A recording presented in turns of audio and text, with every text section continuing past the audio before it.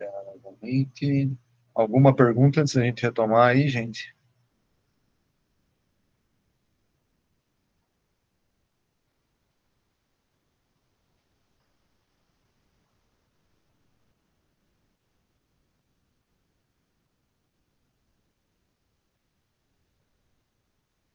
Então, beleza. Então, eu falei para vocês que a gente vai seguir mais ou menos a seguinte caminho, né?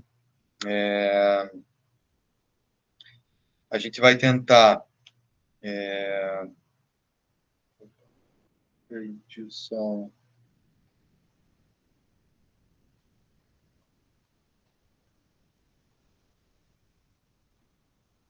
um pouquinho que minha ferramenta aqui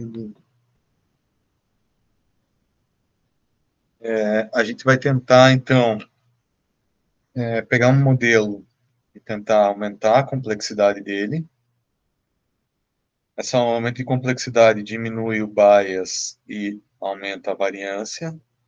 O aumento da variância causa um aumento do overfitting. Então, para combater o overfitting, a gente vai tentar aplicar a regularização. Tá? Isso aqui tudo são coisas assim bastante usuais, né, para quem já estudou machine learning antes, assim, acho que não tem tantas novidades nesse aspecto. Se é o primeiro contato, pode ser bem confuso mesmo, né? Então, por isso que eu normalmente recomendo só fazer a disciplina de Deep Learning depois de já ter algum contato com Machine Learning, porque senão isso aqui vira realmente muita informação, é difícil de digerir, né? Mas em todo caso, vou tentar mostrar então aqui, do ponto de vista de Deep Learning, quais são as técnicas de regularização que a gente normalmente tem, e vocês podem aplicar algumas delas também para a tarefa dessa semana. Tá? Então vamos lá. Qual que é a característica da regularização?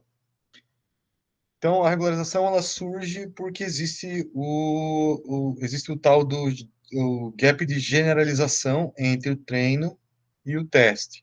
Tá? Em geral, isso pode ser causado por duas coisas. Por conta do overfitting, que eu acabei de falar, ou às vezes a gente tem regiões onde a gente não tem nenhum exemplo de treinamento, e aí a generalização do modelo naquela região ela é bastante grosseira, né? Acaba cometendo erros ali bastante grandes, ou pelo menos a variância naquela região vai ser bem maior. Né? Então, a regularização ela tenta tratar essas duas coisas. Uma é tentar atenuar o overfitting, talvez a maior delas, disparado a maior delas, e eventualmente tentar compensar quando a gente não tem nenhum dado naquela região, para que o modelo não extrapole, também não tenha uma variância tão significativa. Essas duas coisas, então, são caracterizadas como gap de generalização, e a regularização atua em cima desse fenômeno. Lá em Machine Learning, a gente normalmente trata a regularização adicionando um termo para loss function. Aqui a gente vai partir dessa mesma ideia, mas a gente vai fazer algumas modificações em cima dessa característica, vamos tentar outras estratégias de regularização. Então, primeiro vou começar com essa regularização que é mexer na loss function. Então, o que significa alterar a loss function? A gente tem a nossa loss function, que é minimizar o erro de classificação, minimizar o erro de regressão, etc. E aí o que a gente vai fazer é tentar minimizar ela. Beleza. Quando a gente coloca a regularização, a gente coloca um parâmetro a mais aqui, então a gente modifica a loss function para que a gente tenha um parâmetro a mais que vai dizer o seguinte, ó, eu não quero, em geral, né, eu não quero que os meus parâmetros, os meus pesos, por exemplo, né, da rede neural, tenham valores tão altos. Né? Eu quero, por exemplo, que os meus pesos tenham lá valores baixos, ou seja, que a norma dos pesos lá, vou usar a mesma letra que a gente vem usando, a norma deles, L2, por exemplo, né, que representa a magnitude desses pesos aqui, não tem um valor tão alto. Porque se os valores de pesos forem elevados, isso aqui vai ter como consequência um aumento da variância, e o aumento da variância leva a overfitting. Tá? Então, se a gente, quando for minimizar o erro, também minimizar a norma, por exemplo, dos valores dos pesos, ou seja, a magnitude que os pesos vão ter, a gente vai deixar eles com valores mais controlados, esses valores mais controlados aliviam o overfit, porque aliviam, consequentemente, a variância. Tá? De novo, isso aqui a gente discute bastante em machine learning, né, que eu estou só resgatando esse conceito, trazendo para o contexto das redes neurais que a gente vai trabalhar. Beleza, então, esse aqui é a característica desse tipo de regularização. Normalmente esse parâmetro lambda se chama parâmetro de regularização. Quanto maior, mais ênfase a gente põe na regularização, quanto menor, menos ênfase. E ele é um hiperparâmetro, né? Então a gente tem que selecionar ele por alguma metodologia. A que eu estou sugerindo por enquanto é o grid search. Tá? Quando a gente aplica esse tipo de regularização na loss function, veja esse caso aqui que seria só uma loss convencional, né? Um exemplo qualquer, né? Genérico, com vários pontos de mínimo aqui, locais, e o mínimo global. Quando eu aplico a regularização, ela dá uma suavizada. Então, a regularização, por exemplo, que eu mostrei ali, né, da norma dos pesos, que é chamada regularização L2, quando eu aplico essa regularização aqui, eu vou falar o seguinte, ó, eu quero que os pesos também tenham valores próximos de zero, né, ou que ele não tenha valores excessivamente altos. Então, quando eu combino essas duas coisas, eu dou uma suavizada na minha loss global, né, então essa aqui seria a loss junto com a regularização, e, de uma certa maneira, eu tenho uma diminuição do número de mínimos locais ali, né? Isso facilita executar o método decide gradiente até também para chegar numa solução talvez mais adequada do ponto de vista de valores ali de parâmetros, tá? Então, esse seria o efeito da regularização. Ela meio que suaviza a nossa loss function, dá uma melhorada com relação aos mínimos locais e deixa a coisa um pouco melhor para a gente tentar convergir para valores não tão altos de pesos. Tá? Uma outra interpretação que existe para regularização é colocar a interpretação probabilística. Né? Essa interpretação probabilística eu não estou tratando muito aqui em Deep Learning, porque eu acho que ela precisaria estar muito mais dentro de um curso de estatística, assim, ou de aprendizado de máquina estatístico, para a gente detalhar ela a fundo, mas só para não deixar de falar, essa versão estatística aqui é quando a gente assume uma determinada característica que os nossos parâmetros vão ter, antes da gente começar a treinar o modelo. Tá? Essa interpretação ela pode ser o seguinte, ó, eu quero que eu estou pressupondo que os meus pesos vão ter uma determinada distribuição e eu não quero que fuja muito desse valor que eu estou imaginando que eles eventualmente vão ter. Tá? Então, seria colocar essa estatística em cima dos pesos, né? Mas, matematicamente, ela é a mesma coisa do que fazer a regularização, por exemplo, L2, como eu mostrei aqui em cima. Tá? Então, por conta disso, eu não vou detalhar muito mais a versão probabilística, vou deixar ela de fora da nossa análise aqui para essa aula. Né? Então, a regularização mais comum, como eu comentei com vocês, é a regularização L2, onde eu simplesmente coloco na minha loss function o valor dos pesos ao quadrado. Tá? Ela se chama a regularização L2, quando eu faço isso, também conhecido como Tikhonov regularization, RID, quando é usada no contexto de regressão. Em redes neurais, ela tem um nome especial aqui que é chamado weight decay. Tá? Então, é comum você ver algum desses sinônimos aqui quando for tratar de regularização L2. Tá? Acho que o efeito dela já deu para entender bem aí, né? Mas vamos ver o que seria isso em termos de dados, né? Então, se eu tiro fora a regularização e estou treinando um modelo bem complexo, ou seja, eu estou naquela ideia de treinar um modelo complexo para levar ele para a situação de overfitting e depois usar a regularização para tentar atenuar ela. Tá? Então, aqui está o meu modelo bem complexo, o erro do treinamento é quase zero aqui, passo por cima de todos os pontos de treinamento praticamente. Isso indica que esse modelo teria uma alta variância. Por que ele teria alta variância? Se eu mudasse um pouquinho o conjunto de treinamento ali, ele já ficaria com uma resposta diferente, né? Ou, uma outra forma que eu posso observar isso é o seguinte, né? Se eu tivesse um ponto aqui bem perto desse outro laranja no meu conjunto de teste, ó, que está bem pertinho, que deveria ter um valor similar para a saída, eu vejo que para esse ponto aqui, o valor que eu estou estimando com o meu modelo é esse, né? E para esse ponto aqui, o que o meu modelo estaria estimando seria esse valor aqui, né? Então, pontos muito perto têm diferenças significativas de estimativa, ou seja, uma alta variância, uma alta variabilidade na estimação. Tá? Então, esse modelo está complexo, tem alta variância, tem overfitting. E aí eu vou, então, modificar a loss function para colocar regularização, que é aquela ideia que eu falei. Começa com o modelo complexo e vai regularizando ele. Uma regularização pequenininha, ó, o lambda no parâmetro de regularização está entrando com esse valor, ó. Mas note que ele já dá uma certa suavizada na solução, né? Tá com aquela cara ali, mas dá uma certa suavizada. Aumentei um pouco mais o lambda, ó. Ficou bem mais suave, ó. Já melhorou bastante, né? Aumentei um pouco mais ainda, ó. Essa solução aqui talvez seja mais perto da ideal, ó, né? Deu mais uma suavizada ainda aqui e tal. Mais um pouco, ó. Agora começou a suavizar demais, né? Ou seja, regularizou demais. Ele está mais preocupado em ter valores pequenos para os pesos do que acertar, minimizar o erro de treinamento. É sempre essas duas coisas, né? Erro de treinamento versus, né? Porque são as duas parcelas aqui, o lambda versus a magnitude dos pesos. Essas duas coisas que a regularização equilibra, né? Então, às vezes eu estou olhando demais para um e menos para o outro.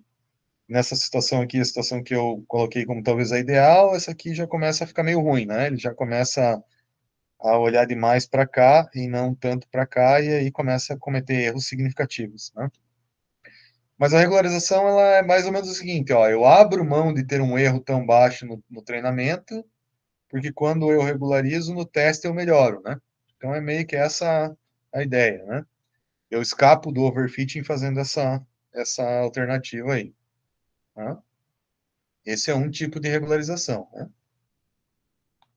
Eu vou então para outra forma de regularização. Essa regularização é de 2, bem convencional de machine learning. Né? Próxima regularização, early stopping. Aqui já não é tão comum em machine learning, dependendo do contexto até mas é mais comum em deep learning, que é a chamada parada antecipada. Aí, né? Então, deixa eu partir para o exemplo gráfico aqui, que é melhor. Tá? Então, aqui eu tenho várias iterações desse treinamento dessa rede neural em azulzinho aqui, e a loss function durante o processo. Então, inicializei, o meu modelo está bem ruim aqui, passei 1.000 iterações, ele já foi melhorando, 5.000, chegou nesse valor de loss, e aí quando eu vou aumentando as iterações, ele até diminui bem a loss, mas eu vou chegar num cenário de overfitting aqui, né? Isso significa que talvez se eu tivesse parado, por exemplo, aqui, na iteração 10.000, teria sido melhor do que continuar até essa última, né? Então, na prática, o que a gente faz para esse cenário aqui? A gente monitora uma curva com essa, mais ou menos essa cara aqui, assim, né? Que a gente vai olhando a loss function dele, do modelo, e olhando também do treinamento aqui, tá? E olhando também da validação, do conjunto de validação. Quando ele começa a escapar, que ele começa a ir para overfitting, esse aqui seria o cenário que você deveria parar, ou seja, ele está ficando complexo demais sem necessidade. Então, também é uma forma de você aplicar a parada antecipada nessa época aqui, né?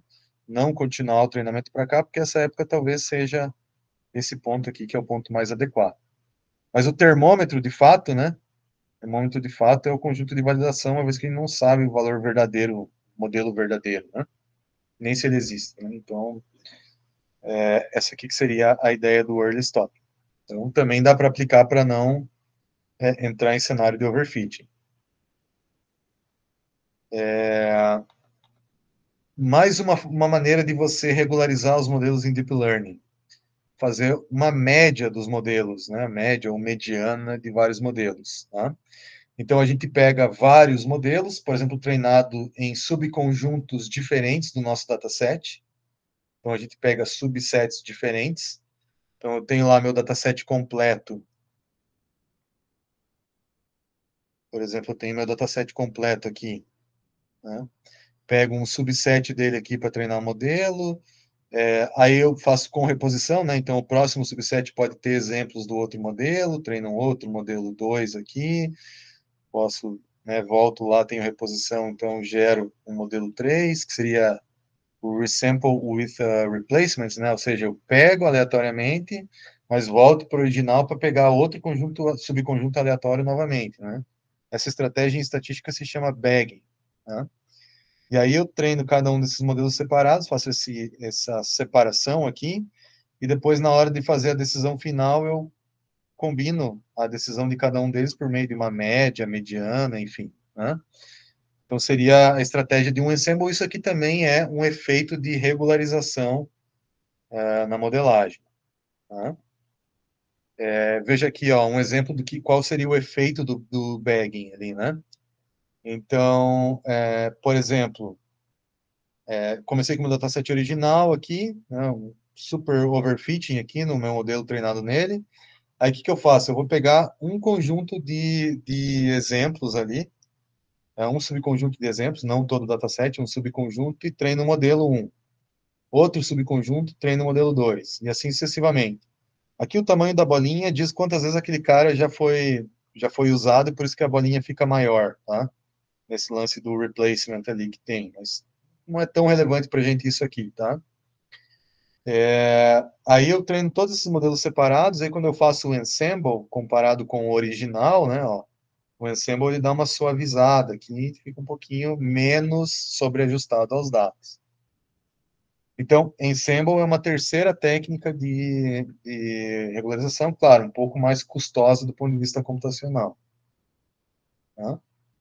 Até aí alguma dúvida, pessoal? Isso é muito abstrato, isso aí eu acho que todo mundo já deve ter visto um pouco disso, né?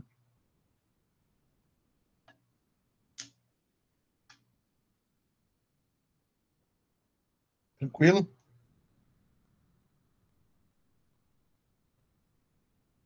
Posso continuar?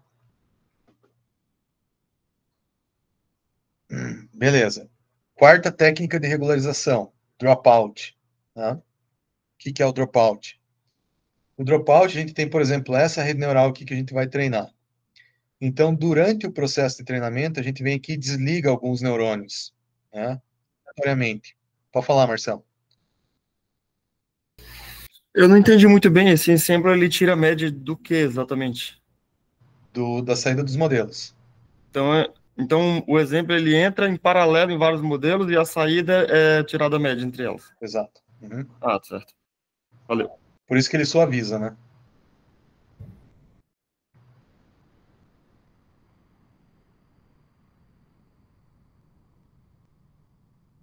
Então, retomando o dropout aqui, o que a gente faz? A gente tem a rede neural, durante o processo de treinamento, a gente aleatoriamente vem aqui e desliga alguns neurônios com uma determinada probabilidade. Então, durante uma etapa da iteração, esses caras aqui são desligados, numa outra etapa são esses, e numa outra são esses aqui. Isso força com que os neurônios conectados os pesos conectados aos neurônios adjacentes reforcem o seu processo de treinamento ali, né? Como uma espécie de compensar aquele neurônio faltante naquele momento. Mas depois ele volta para o treinamento, outros são desligados, e assim a gente consegue, de uma certa forma, forçar essa adaptabilidade da rede em relação ao processo de treinamento, né? Isso também fornece regularização. Aqui está uma explicação meio simples do porquê que isso fornece regularização. Vamos supor que eu estou treinando uma rede neural, que é essa azul, e por conta de um neurônio específico, ela força, por conta daquele peso específico daquele neurônio, ela força aquele pulo naquela região, tá? Por conta do neurônio 8 ali, né? Ou por conta de um outro neurônio que está influenciando, gerando aquela característica, né? Aí eu vou lá e desligo um determinado neurônio e eu vou forçar com que o meu modelo tente se adaptar à não existência daquele neurônio. Tá? Pode ser o próprio neurônio que está causando isso, ou um neurônio adjacente, enfim, né? Mas eu forço um dropout naquela região que é a região crítica, né? E ao fazer isso, eu faço com que os meus neurônios adjacentes absorvam parte daquele aprendizado, se obrigam, né, a compensar aquilo. Ele alivia a quantidade de magnitude que aquele neurônio problemático está causando, ou aquela região problemática da rede neural, e aí depois ela deixa de ter, né, esse comportamento assim que dá o pico ali e ela suaviza, né, por conta dessa adaptabilidade dos demais neurônios para gerar o resultado final. Tá? Então, isso aqui é meio que uma tentativa de você evitar que algum neurônio esteja recebendo pesos muito altos. Quando você desliga, você passa a distribuir aquela valor de magnitude para os pesos adjacentes. E depois, quando aquele neurônio volta, ele está, digamos, um pouco mais adaptável àquele treinamento e ele fornece essa suavidade ali na, na curva, né? Então, também é uma regularização. E normalmente a gente usa só para redes que são fully connected, né? Como essas aqui, ou só para partes da rede que tem essa característica. Tá? Outra alternativa que se usa bastante é a somar algum ruído, né? Então, por exemplo, você pode somar um ruído nas entradas, nos pesos ou nos labels de saída ali, né? Para tentar, com a soma do ruído, você reduzir o efeito da variância ali, né? Ou seja, você forçar com que o teu modelo passe em outras regiões que não são exatamente não é exatamente a região dos dados, né? Então, por exemplo, você pode forçar ele passar numa região perto, mas não é onde o dado está. E isso, de uma certa maneira, acaba ajudando a dar uma suavizado no teu processo de treinamento, tá? Aqui ele está adicionando ruído no X, né? Uma variabilidade em X aqui, e aí durante o processo de treinamento essa variabilidade torna a curva um pouco mais suave em relação ao original. Tá? Ruído tem bastante relação com o Data Augmentation, que eu vou explicar mais para o final, tá? Abordagem Bayesiana, particularmente como eu não estou detalhando aqui a parte probabilística, eu vou até pular isso aqui, tá?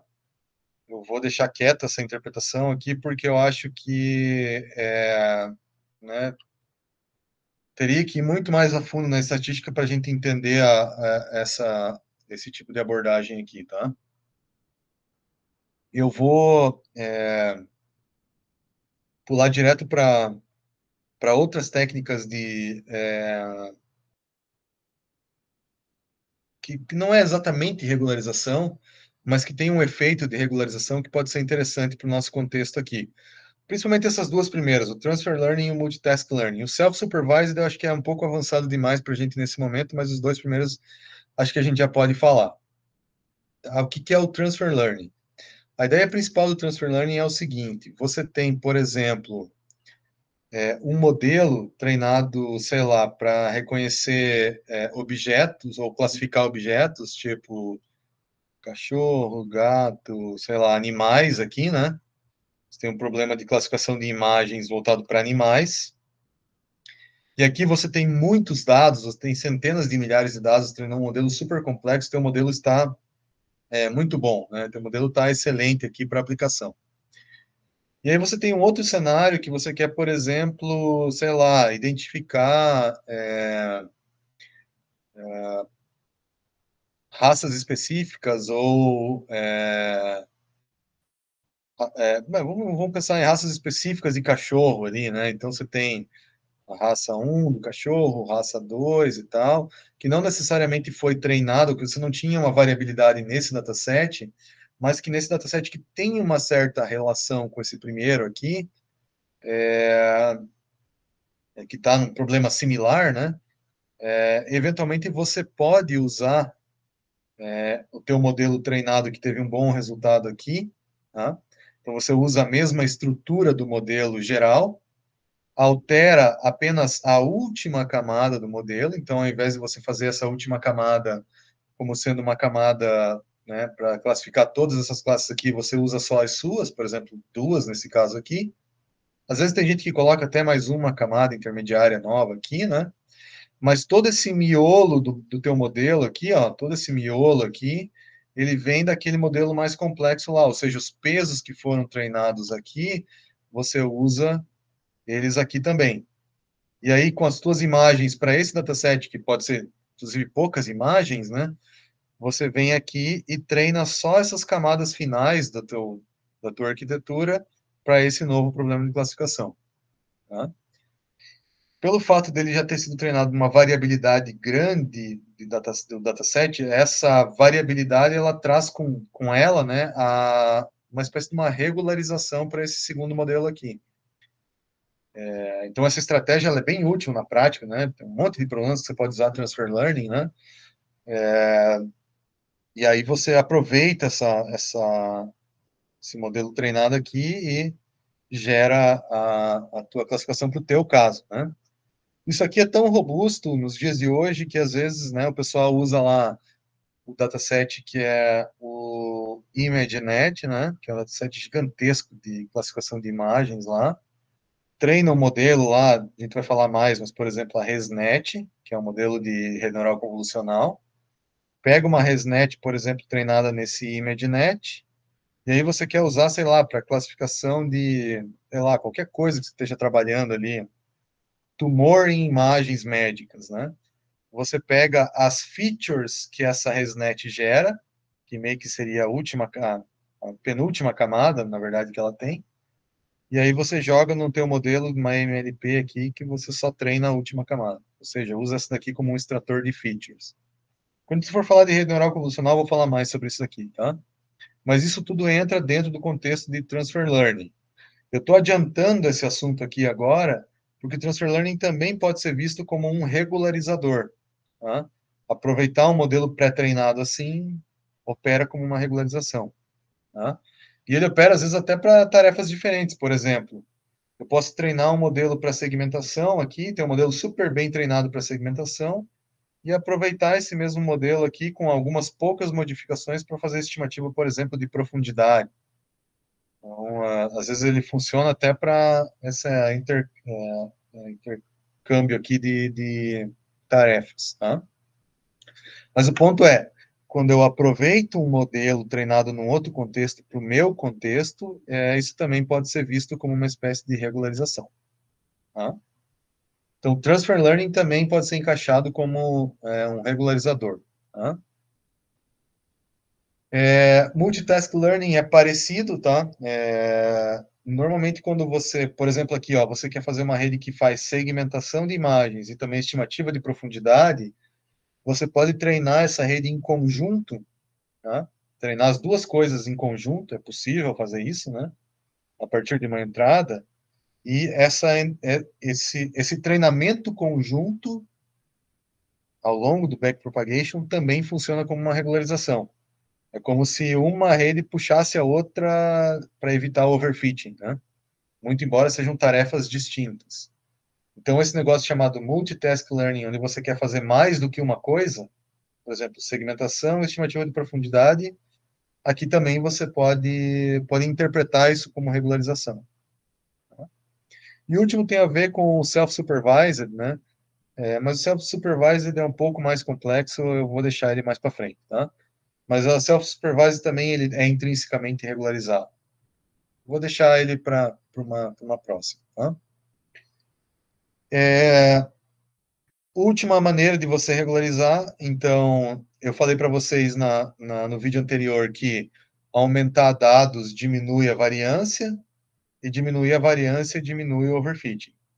Então, uma estratégia muito usual que existe na literatura também é fazer o tal do data augmentation, ou seja, eu pego minha quantidade de dados e vou tentar aumentar ela criando novos dados que são parecidos com os que eu tenho, mas com características que não são existentes no meu dataset original. Então, por exemplo, se eu tenho um problema de imagens, que isso é bem usual em imagens, né? Tenho minha imagem original, eu posso fazer um data augmentation fazendo algumas operações nessa imagem. Por exemplo, eu posso rotacionar ela, né, fazer um flip ali, eu posso rotacionar e cortar ela, né, pegar só uma região, posso compactar ela no eixo vertical ou horizontal, mexer nas cores, tentar causar um borramento, ou, como eu falei antes, adicionar ruído aqui também pode ser. Tem outras operações aqui mais relacionadas à parte de processamento de imagem que você pode fazer, mas a partir dessa imagem original, você pode criar uma, duas, três, quatro, cinco, seis, sete imagens que você não tinha antes, ou seja, você aumentou seu dataset. São imagens originais, apesar de ter uma certa relação com a imagem que você já previamente tinha. Pode falar, Thiago. Uma dúvida. Eu, no projeto lá de conhecimento de padrões, é, na hora de criar o dataset, eu me deparei com essa dúvida, né? Aí minha dúvida é, digamos que eu estou fazendo esse dataset que vai lidar com essas imagens desse Mediaflow, né? E aí, nesse Data Documentation, nesse caso, você colocou algumas possibilidades de imagem capturada dele que Uhum, são factíveis, né?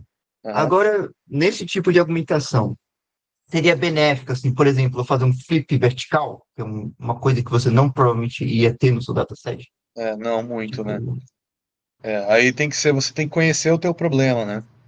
Então, assim, tem operações que às vezes não faz o menor sentido, né? Por exemplo, às vezes tem o próprio a compactação em X ou em Y ali, você pode prejudicar totalmente o realismo daquela imagem nesse caso aqui, né?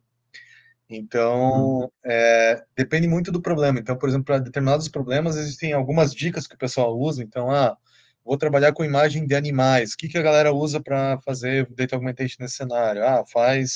Adiciona ruído, faz blur, faz flip e tal. Dependendo do flip, ok, né?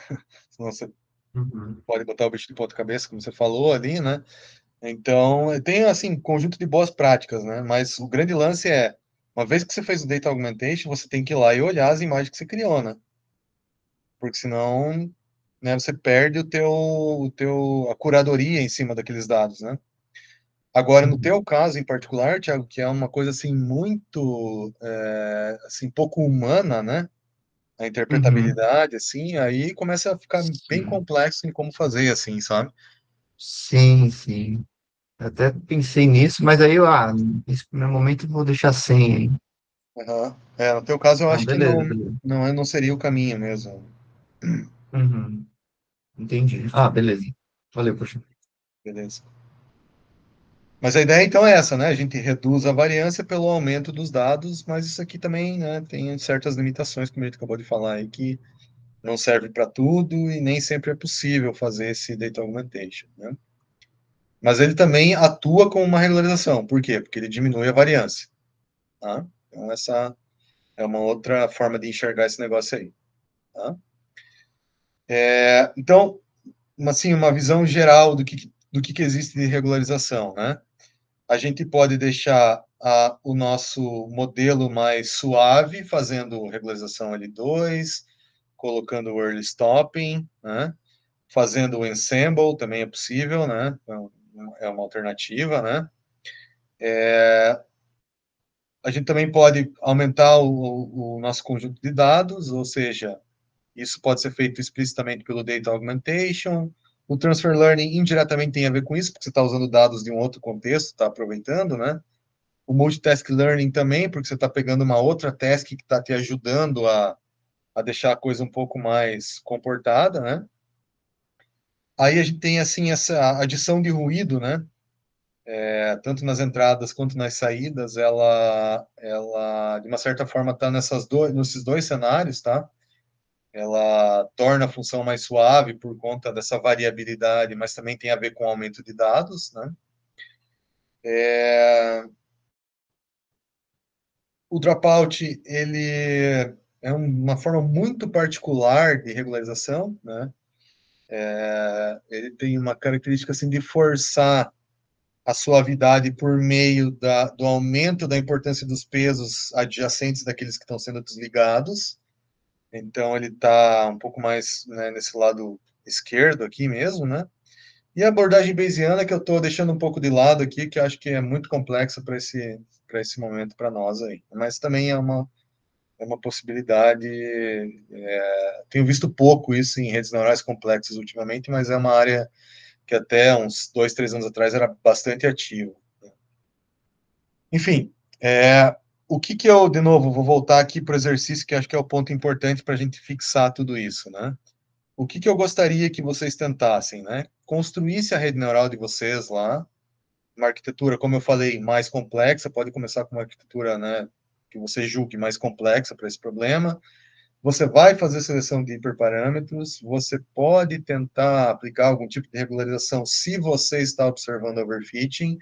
Então, é importante gerar as curvas para verificar se você está vendo overfitting ou não naquele problema. Essas duas coisas aqui, ó, processamento das features e o modelo de otimização, eu acho que essas coisas aqui não são tão relevantes, tá? Então, se vocês quiserem deixar isso até para um segundo momento aqui, não tem problema, tá? Pode fixar, tipo assim, sei lá, começa com o Adam lá, fixa o Adam e usa só ele, e vai por aí, né? Usa as features padrão que você tem lá também, e brinca mais com essa questão, assim, de aumentar a complexidade, mexer na regularização, usar o PyTorch, então, né, seguir bem o vídeo aqui, eu, né, gostaria muito que vocês trabalhassem com o PyTorch para vocês ficarem próximos do que a comunidade global está fazendo nessa área, né? Tá todo mundo apontando nessa direção, não sei se quanto tempo ela vai durar, também não faz sentido fazer nenhuma previsão nesse aspecto, mas é legal seguir aí essa maré, né? Porque se vocês quiserem usar coisas que são do estado da arte, está mais fácil usar o PyTorch. E, bom, basicamente fazer uma primeira rede neural aí para sair do zero todos esses aspectos, né? Novamente, quem está fazendo isso pela primeira vez, que nunca estudou machine learning, vai sofrer um pouco, né? Vai ter um monte de dúvidas aí. Também me acionem, porque eu posso mandar especificamente material de machine learning para tentar complementar ali as dúvidas que vocês têm.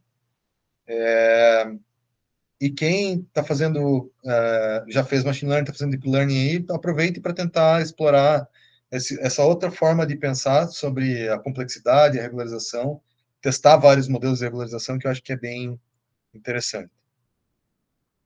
Beleza, pessoal? Acho que a aula de hoje começou meio atrapalhada, mas no sentido de complexidade, deduções, mas, enfim, né, a gente está seguindo o livro, está seguindo o material teórico, já discutimos sobre isso antes, então, o que vai acontecer a partir de agora é que a gente vai, para cada nova aula, é um novo modelo. Então, vejam, semana que vem CNN, depois modelo recorrente e transformer, depois grafo e reinforcement learning, depois GAN, depois Variational Autoencoder e Diffusion Model, e acabou a matéria. Então, cada aula aí é um conjunto diferente de informações, mas, enfim, esse aqui é o cenário de agora em diante. Beleza?